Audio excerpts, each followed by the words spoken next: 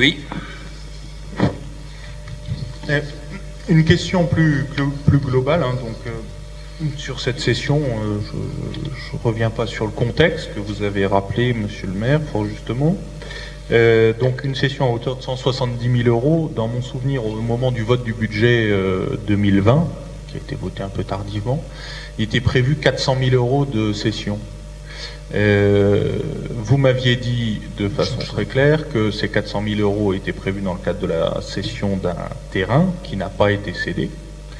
Aujourd'hui, donc, les seules recettes de cession de biens de la ville que je vois pour cette année sont de 170 000 euros.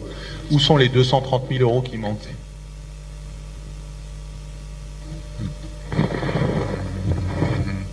Que je me souviens, Madame Kempeny, je me souviens de ce qui devait rentrer en vente.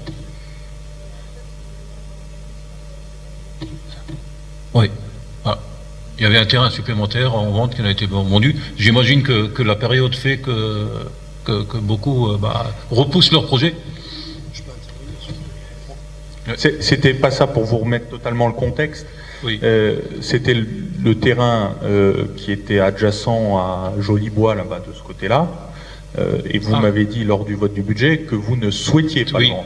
Oui, exact, vous avez raison. Et la précision était la suivante. Oui. Ma question de l'époque était la suivante. Si vous ne souhaitiez pas vendre ce terrain, comment est-ce que vous alliez remplacer dans le budget cette recette de 400 000 euros? Donc aujourd'hui, on a une session de 170.